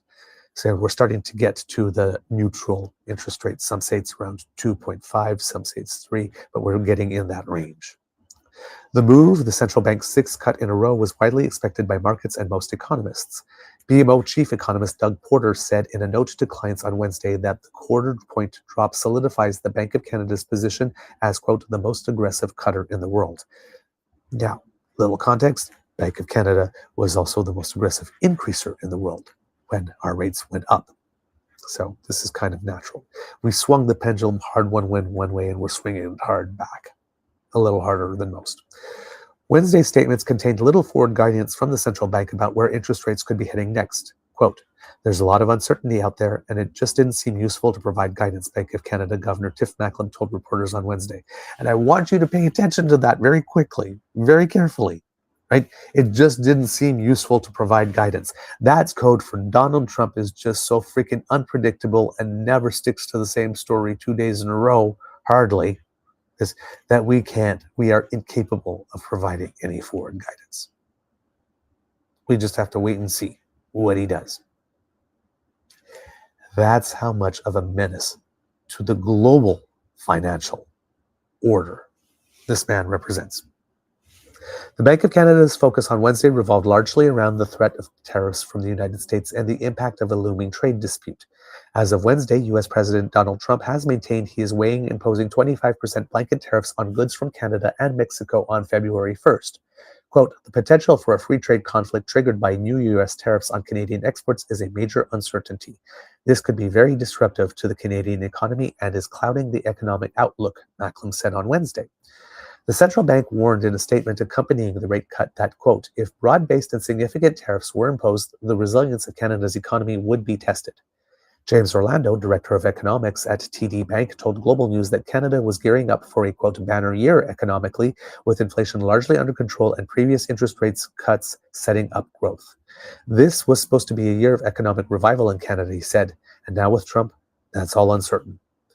Macklem said that it's unclear exactly how Canada's economy would respond to tariffs because policymakers don't know how steep the restrictions would be, what they would cover, and how long they would be in place.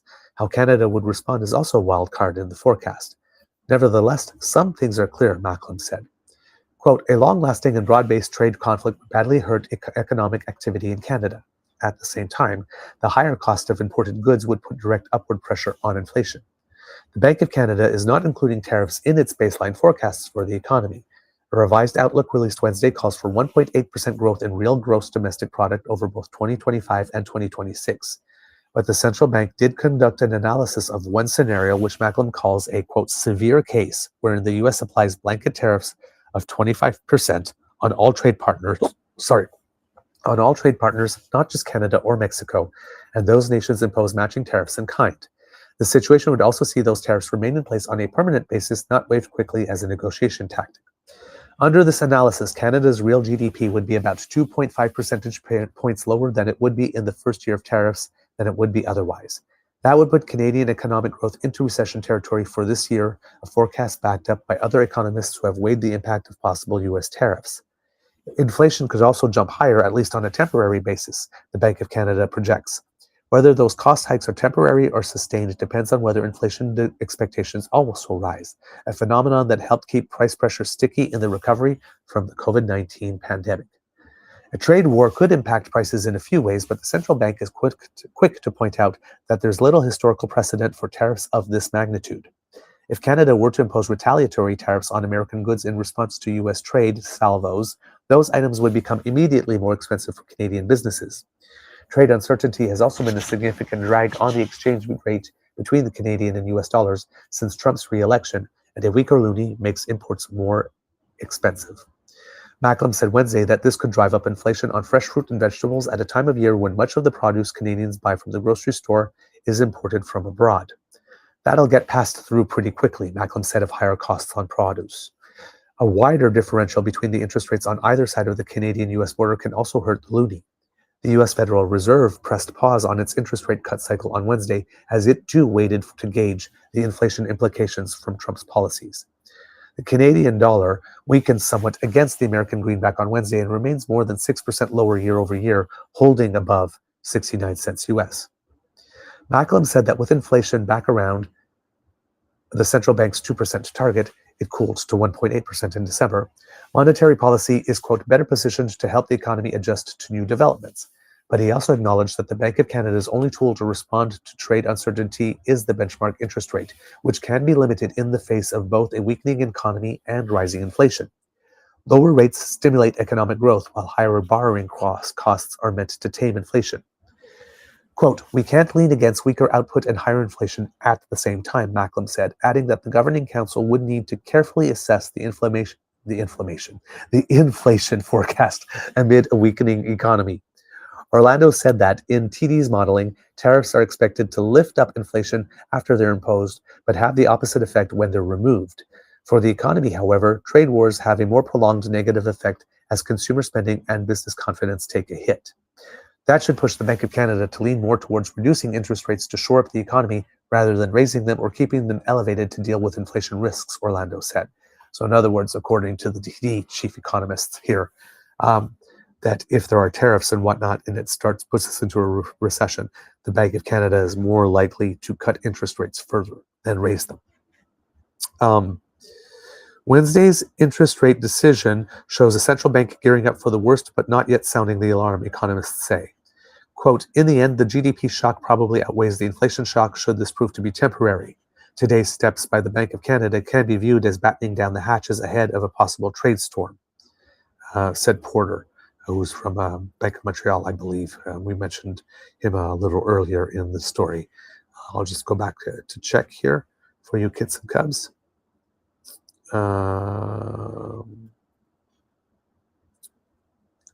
Just scrolling, I'm sorry.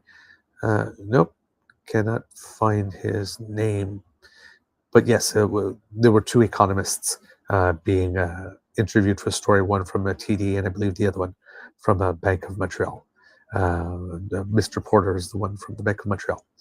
Porter disagrees that inflationary impacts would be as pronounced as in the Bank of Canada's projections, but he said that the communications from the central bank on Wednesday show monetary policymakers will proceed cautiously in the event of a Canada-US trade dispute. Money markets see more than a 43% chance of another quarter point cut at the Bank of Canada's next rate decision on March 12th, according to Reuters. But if tariffs are imposed and prove to have staying power, eventually the Bank of Canada would be compelled to cut much more than the market currently expects, Porter said. Orlando, is the guy from TD, said Wednesday that absent a trade war, he is maintaining a call for 75 basis points to further interest rate cuts this year to bring the Bank of Canada's policy down to 2.25%. He said the Bank of Canada doesn't necessarily need to keep cutting rates at every meeting going forward, and a pause may be well in the cards at upcoming decisions. Macklem was asked Wednesday how he will be preparing on Saturday as Trump's February 1st tariff deadline arrives. Quote, I will be watching the news very closely, he said. Right now, on that front, we did get a little bit of news, Kits and Cubs, because yesterday, the president's pick for Commerce Secretary. Sorry, I'm just going to take a little water because, as you can hear in my throat, I'm a little dry.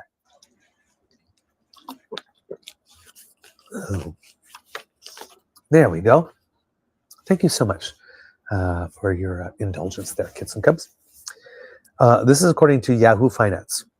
The man U.S. President Donald Trump has chosen to oversee his tariff agenda says hitting Canada with 25% tariffs across the board would be an emergency measure to achieve border security and could be followed by more tariffs in the future.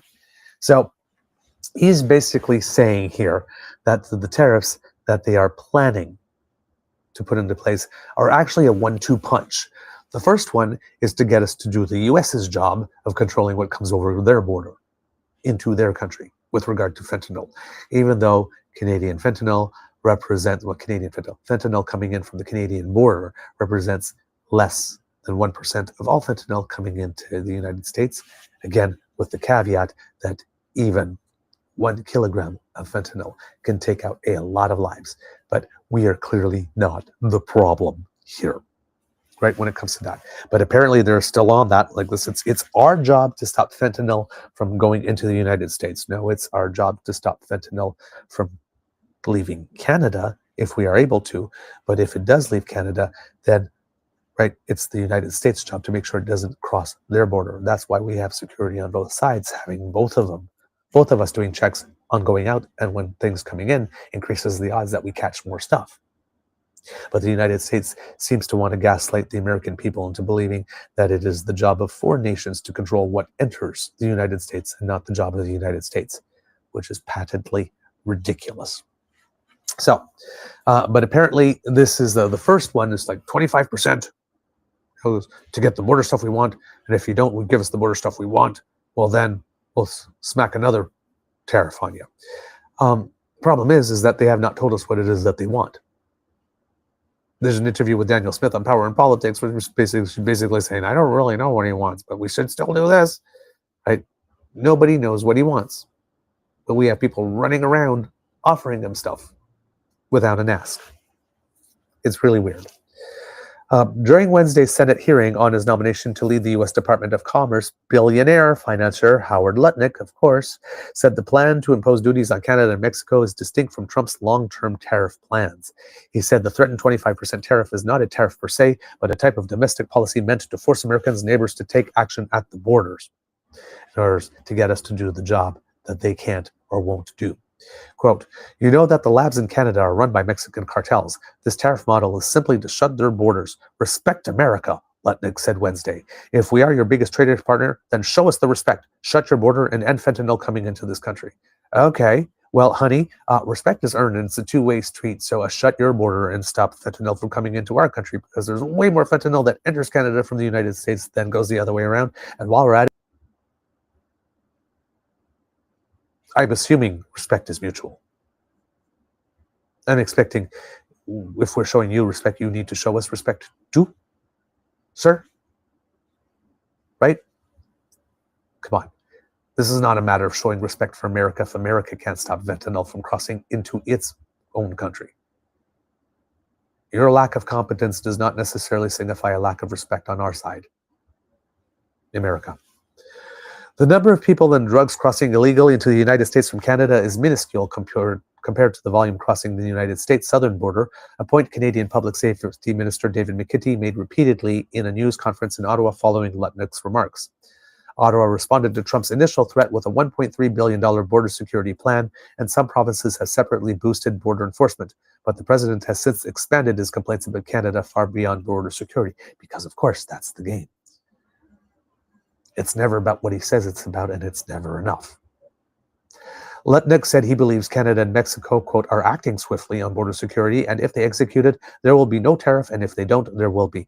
So there's a lot of this that might be for domestic consumption. Donald Trump has been doing this thing lately where he's been saying things and then declaring victory. Like, for example, and this is another thing that Danielle Smith did there during that interview, she actually brought us some US propaganda. As you might have heard, the United States deported people back to Colombia, and the government of Colombia refused to take the deportees, which led Trump to then say, well, I'm going to slap some tariffs on you if you don't take your deportees. And tried to spin it as if Colombia was a country that did not accept deportees, but that's not true. Colombia has always accepted deportees. In fact, they accepted 124 of them in 2024. The problem that Colombia had is that Donald Trump decided that when they were transporting the deportees, that he would cuff them and shackle them. They had not committed crimes yet, or that we know of. They're not criminals, they're just being deported. So there's no reason for them to be shackled and handcuffed. So the president of Colombia said, no, we're not accepting. If that's the way you're going to send them back to us, they're not. And then they started talking, and then now Colombia is sending planes and is repatriating them themselves. Now Trump is declaring this as a victory. I did this. It's like, no. You were rejected. You were denied. You treated people poorly. And you treated them so poorly that the government of Colombia says, no, we don't trust you to do this. We're doing that ourselves. Now, you could have taken that and spun that as a win. Hey, I maybe didn't get Mexico to pay for the wall, but I got Colombians to pay for taking their people back. But no, it's like, I did this. I made them. It was the threat of my tariffs. No, it had nothing to do with your tariffs. Nothing at all. And you got Danielle Smith coming to Canada saying, well, you got to be careful because Trump did that thing with the tariffs with Colombia, and boy, that sure did work. It's like, she spread his propaganda. She came to our country and she spread his propaganda here, and then used it to justify not putting everything on the table. I think we're pretty clear what team she's on, and it's not ours. But Danielle Smith did something really smart as well. Yeah, I know. You all fell down. I know, but she did. And I'll get to that. So chances are that this whole thing about the fentanyl thing is all for domestic U.S. consumption. I'm working hard. See, I got Canada to do all these things. Look at me being effective and present already in my first week. I stopped the fentanyl from coming. Until we get the next, shipment of fentanyl that makes the news crossing from the United States, and then, realizing that he didn't get it done. But for now, it's a win. And the White House press secretary said on Tuesday that Trump was still considering implementing the tariffs. But we're hearing some word as well, right? 2 days before the 1st, well, maybe there won't be tariffs. Maybe what you did is enough. It's always like that. There will be, maybe there won't be, maybe there will be. It doesn't happen. It does happen then someday, one day, and that does happen, right? It happens enough that you have to be worried for it to happen, but most of the time, it doesn't. The threat doesn't materialize with him as well. So that $1.3 billion that we're spending, I can't speak for the provinces, but for the federal government, we did things that we were going to be doing anyway, or that was on our list to do anyway. So again, if we could take the things that we were going to do anyway to strengthen our border, because we need to strengthen it ourselves also from what's going to be coming from the United States, and we were able to package that and resell that to Trump as, hey, we're doing this for you, and let him claim it as a win, fine, that's okay. I have no problem with that. I have one reservation in that trying to engineer things to give Trump material to use back home propaganda-wise, saying that he got to win is not my first choice, but I'd rather he have that than tariffs, even though I realize that him going around to his people saying, I won, increases the odds that he does better in the midterm. So everything's a trade-off here. We just have to count on Trump's ability to screw up more often to erase that kind of gain as we protect ourselves. During Wednesday's confirmation hearing, Lutnick was asked about the possible impacts of the tariffs on manufacturing and automotive industries. His answer suggested that even if Canada avoids the threatened border-related duties, it could still face tariffs in the near future following a multi-agency study of trade practices and deficits ordered by Trump. That was the executive order, said to like study all these things and get back to me in April on that kind of stuff. So there's the portion of this that has to do with the fentanyl thing. Do what I want, make me look good and effective, or else I slap a 25% tariff on you. And then the broader thing about him wanting to use tariffs to try to get, for example, an auto company, an automaker in Canada that has, headquarters in the United States as well, headquarters in both countries, to make it so onerous to send the things back and forth that they just shut the Canadian operations and relocate it in the United States. That's the longer term goal. So he's trying to basically hollow out our manufacturing sector. This is what he's trying to do. So anything in Canada that also is represented in the United States, he's trying to get it to go there. Any direct foreign investments, trying to deviate it from Canada to go to the United States because of tariffs. Why set up a plant in Canada when you could just set it up here and then ship the stuff up north anyway? Do it here. We've got all the good stuff. So that's his plan. So he's trying to harm us. One way or another, he is trying to harm us. All right? Trump signed an executive action that, among other things, directs the Secretary of Commerce and the Secretary of Homeland Security to assess migration and fentanyl flows from Canada, Mexico, and Canada, and to fentanyl flows from Canada, Mexico, and China, and to recommend appropriate trade and national security measures to resolve that emergency. It also instructs the U.S. trade representatives to start consultations on the Canada-U.S.-Mexico agreement. Trump's executive action says the report on the trade with Canada is not due until April 1st. Letnick says he prefers tariffs on entire countries rather than on specific products. He said across-the-board tariffs create reciprocity, fairness, and again that word, respect. No, they don't. Across-the-board tariffs cause resentment. And if nations are smaller than you and have no choice, do not make the mistake, good sir, of mistaking or misinterpreting quiet, seething resentment delivered in a context of pleasantness must be observed as respect, because you would be hella wrong. Canadian officials say and then again, him again. You could tell that this was written. I mean, these words are him performing for the audience of one. My way of thinking, and I've discussed this with the president, is country by country macro. Let America make it more fair, Letnick said. We are treated horribly by the global trading environment. They all have higher tariffs, non-tariff trade barriers, and subsidies. They treat us poorly. Yes, America became the #1 best country in the world and superpower of the world because everybody treated them poorly and took advantage of it. That's how you rose to being the best country in the world and #1 everywhere, because everyone took advantage of you and screwed you over. All the time. All the nations. It's not serious. It's not serious. Canadian officials say they remain focused on thwarting the immediate tariff threat. Foreign Affairs Minister Mélanie Joly was back in Washington, D.C. Wednesday and met with U.S. Secretary of State Marco Rubio and North Dakota Senator Kevin Cramer, who is co-chair of the American-Canadian Economy and Security Caucus. It's Joly's 5th visit to the U.S. since last November's presidential election, part of our efforts to convince American lawmakers that imposing tariffs on Canada would run counter to both countries' interests. And again, I would like to point out how the conservatives keep on saying, like, government is doing nothing, is nowhere. She's been there 5 times since November. Okay? Canada's case still needs to be made to other key Republicans, Joly said, but the Canadian message is resonating. While Joly said her goal remains preventing tariffs, Ottawa is preparing for the president to make good on his threat. Prime Minister Justin Trudeau held a virtual meeting with the premiers on Wednesday.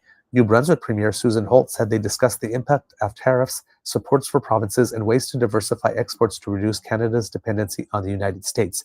Now, this meeting that we're talking about is the weekly meeting that the Prime Minister has put in place with the premiers while this thing is going on. I think that this time they mostly met virtually. Premiers have largely claimed a united front but continue to share differing opinions on just how exactly Canada should respond. Alberta Premier Daniel Smith called for the federal government to appoint a border czar, again, borrowing U.S. language, trying to Americanize our politics. Quebec Premier François Legault said it's important to secure the border, followed by a quick move to negotiations with Americans to appease Trump's other economic concerns. Saskatchewan Premier Scott Moe cautioned against including oil and potash in any retaliatory measures, while Manitoba Premier Wab Kinew said if duties are applied, Canada's response has to be noticed. Quote, "We can't be a punching bag," Kinew said. So 4 premiers are mentioned. 3 of them appeared to have joined the Alliance of the Cowards, Daniel Smith, Scott Moe, and François Legault. It was just Danielle Smith, but she managed to recruit the other 2 to her side somewhere along the way. So once again, when we're talking about Trump adopting a divide and conquer strategy, Danielle Smith had her hair done and presented herself to Mar-a-Lago and said, hey, Donald Trump used me to divide. And as she came back and then divided us even more by taking Scott Moe and Legault and bringing them to her side. Our border is secure. Right?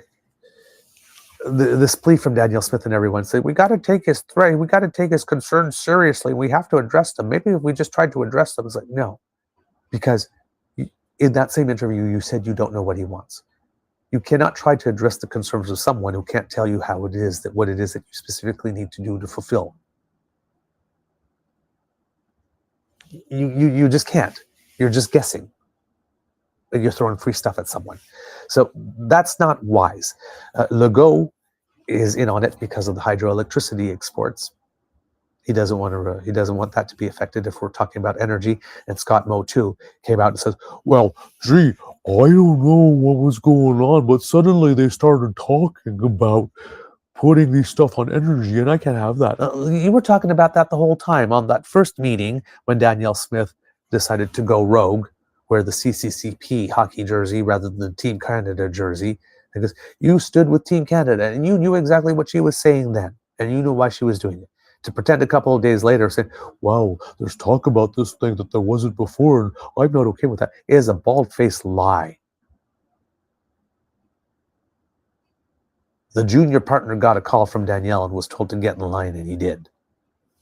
That's what happened. So, at François Legault, well, you know, he's not doing well provincially. Right? It looks like the Parti Québécois, and it has looked like for a while, is going to form the next government. And Legault's party is going to take a massive free fall from majority to just a few seats, maybe not even official party status. So, yeah, all of a sudden, like, he's doing the Captain Canada Doug Ford thing as well. No, we can't have our electricity be affected. Like, yeah, you can. Yeah, you can. Because it's all together. The original plan was not one region of the country and not one sector has an overdue burden. Now, a lot of people are calling for dollar tariffs, right? Chrystia Freeland has called for that. Pierre Poilievre, after everybody else on the planet has called for it, came out and said, oh yeah, me too. And Chrystia Freeland with the dollar tariffs, her thing is to take that money and use that money to redistribute to Canadians, the business people and whatnot that are the most effective. So you have to take that money and you have to put it back into the economy, helping those who have been most devastated by the tariffs. That's her plan with it in order to reduce their impact. So not sure if anybody else has come up with their statement and has gone as in depth as that in terms of not only charging the one-for-one tariffs, the dollar-for-dollar tariffs, but how they would be redistributed once they were collected. In his first official campaign event since dissolving the provincial legislature the day before, Ontario Progressive Conservative leader Doug Ford said Trump's duties, quote, are a game to the president. He seeks to divide and conquer, whether he imposes tariffs next week, next month, or waits a year or more, he said. Trump's threats are not going away. So those are the positions. So we see that's what's going on in the States. We're getting a bit of shifting sands. They may not come on the first. Maybe we've done enough. And the thing that Danielle Smith did that was smart, but the federal government has also done it too, as Danielle Smith invited people from Fox News to come to Alberta and film the stuff that provincially she's done to shore up the border.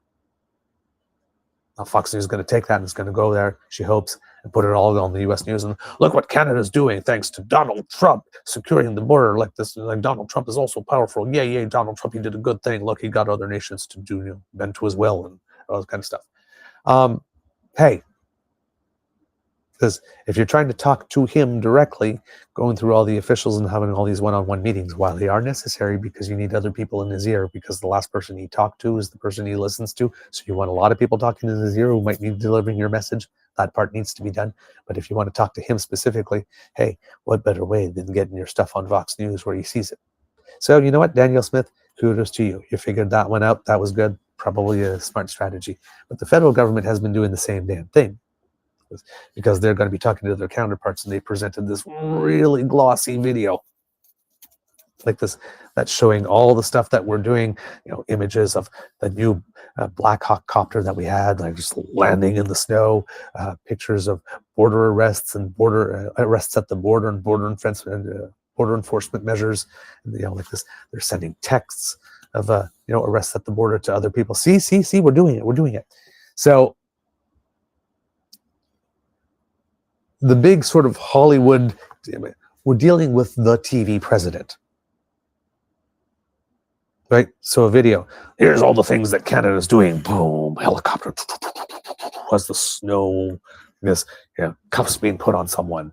Like, these are all videos, images that he can take and then, put back and go, see, look at all the stuff I got Canada to do. So, we're doing smart stuff in terms of selling our own part, but we need to realize also that all this stuff that we're doing is giving him propaganda material back home. It is, because we are validating the premise, which is what we should not be doing. We should be saying that the fentanyl thing is not a thing. Yes, if you want us to do more to stop the fewer than 1%, that we can try, but there's a law of diminishing returns. Maybe you would rather us spend that money on meeting the 2% of the NATO goal, sir, where that money could be spent more effectively, reminding you that what crosses into your country is the duty of your law enforcement and border officials to stop coming in. And we do not believe that fewer than 1% is a problem that requires a 25% tariff, right? And we could have just waited to see what he did then. But we validated the premise.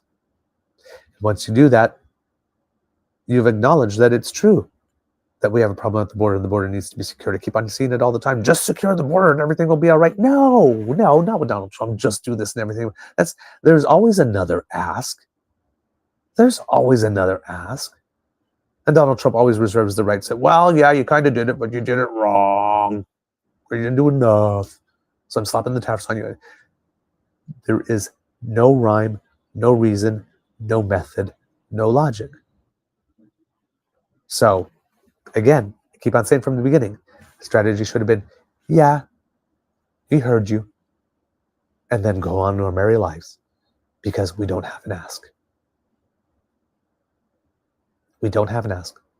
Give us a specific ask. What do you specifically want us to do so that we could show you we specifically did that, and then we shut you up. And even that won't work with it. Right? So, it seems that even though Danielle Smith is still doing what she's doing, Scott Moe is doing what he's doing, and Legault's doing what he's doing, there still seems to be a little bit more of Team Canada happening in some ways, because Danielle Smith, I think she has realized that she has no way of knowing what he wants. Right? She's come back and done another thing, though. And this one does irk me. Just as she went to Mar-a-Lago and didn't hear any news about tariffs on the first day, and then ran to Rick Bell and said, see, I did it. I got it. I had the tariffs removed. I stopped the tariffs. It was all me. I did it. Me. And then the partisan hack UCP Press, in the form of Rick Bell, wrote that elogious op-ed that he then had to retract pretty much, or write the opposite one fewer than 24 hours later, when after Trump had been inaugurated and was signing executive orders, one journalist asked him about tariffs and says, "Oh yeah, those are coming. I'm thinking maybe February 1st." And the whole narrative. And then the narrative switched to Danielle Smith changed it to, "Oh, Trump's U-turn is really, really screwed us. How could he? And damn you, Trudeau, for allowing that to happen somehow." I'm not sure exactly how Trudeau's fault it was, but that Danielle Smith misreported to Bell, and Bell ran with that and ran a piece that, he had to basically take down and write the opposite the next day with egg on his face. I'm not sure how exactly that was Trudeau's fault, but apparently to Rick Bell, it was his fault. So Danielle Smith was trying to spin all of that she saved the day, and it wouldn't have been anything else that any of the 12 other premiers or the federal government had done. It was all her. Well, now she flipped that the other way around, and she said, "Well, I don't know what happened, but we were all talking, and then everybody else started freelancing." She's trying to make us believe that she was the one that stuck to the plan all along, and that everybody else started freelancing. Girl, I may have been born yesterday, but I was not born in the dead of night. Everybody else was freelancing. Girl, no. Of all the premiers, you're the only one who went down to Mar-a-Lago. You freelanced. You're the only one who vacationed in Panama. You freelanced. I would say you're the only one who went to the, I was going to say I would like to say you're the only one who went to the inauguration, but that is not true. I believe Newfoundland and Labrador Premier Andrew Furey had also went. But come on. Come on, Danny. Nobody's buying that. Nobody's buying that everybody else started freelancing and that you're the one that stuck the plan all along. Now, speaking of Newfoundland Premier Andrew Furey, while Doug Ford quit after giving us this big pep rally that we all needed to put everything else second, to put Team Canada first during this time, and then Coach quit on us to put himself second to get a new contract negotiation.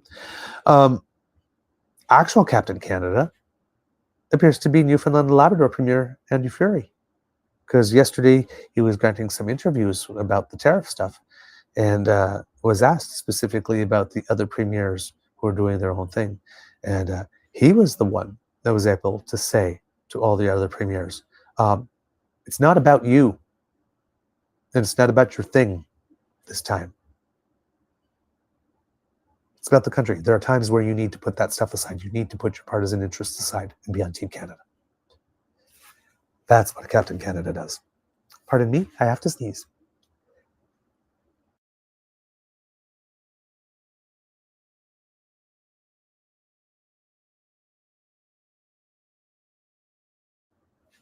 Oh, thank you again for your indulgence. So yeah. Andrew Furey, keep an eye out for him. And it's not like Andrew Furey hasn't had his differences with the federal Liberal government as well. Andrew Furey is not a big fan of the carbon tax himself, and has some big issues with Ottawa with regard to the cod fisheries and a couple of other things as well. So Andrew Furey, even though he wears the banner of Liberal, is far from a Trudeau Liberal. Let's put it that way. And he's stepping up. He's stepping up. Where Doug Ford left the leadership vacuum to go and think about himself, Andrew Furey stepped up. So keep an eye on him, Kits and Cubs as well, doing a very good job for Canada in this particular instance.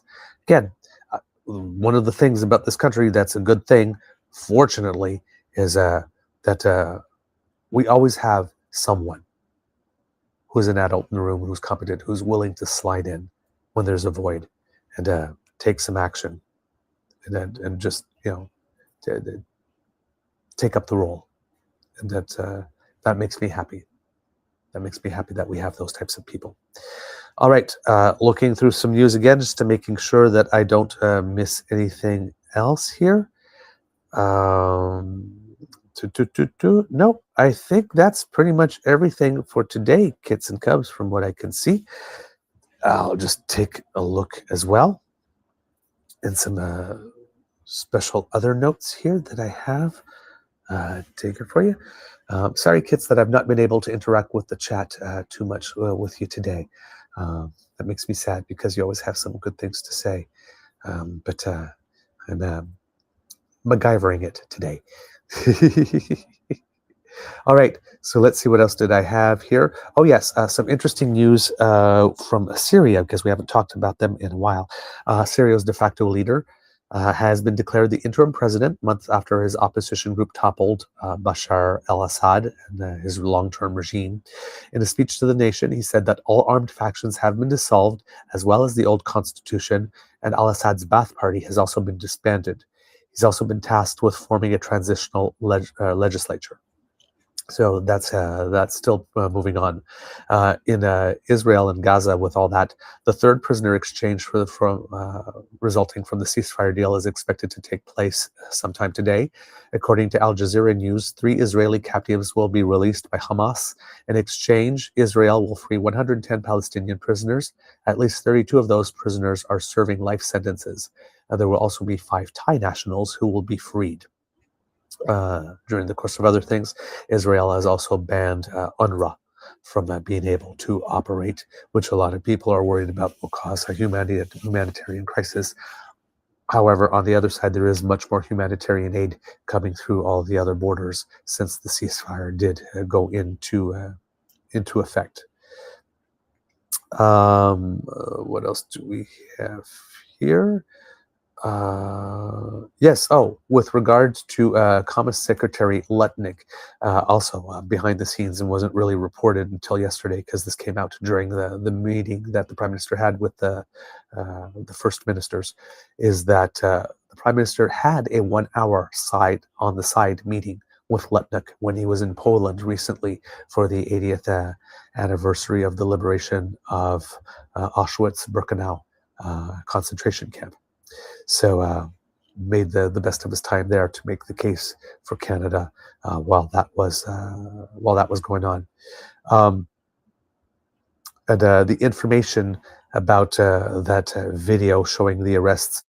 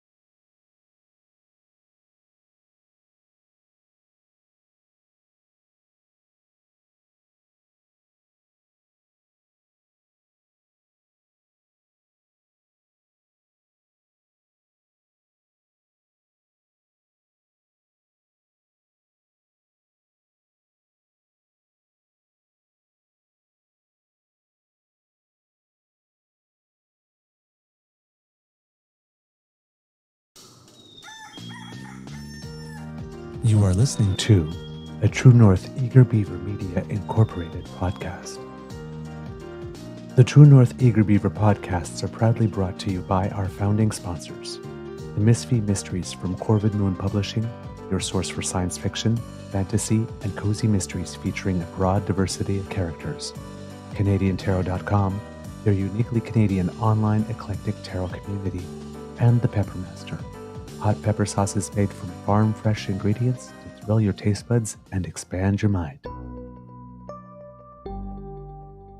We are grateful to the Crier Media Network for its support, Pete Jarvis for our artwork, and Paul Joseph Something for our opening and closing sequence music.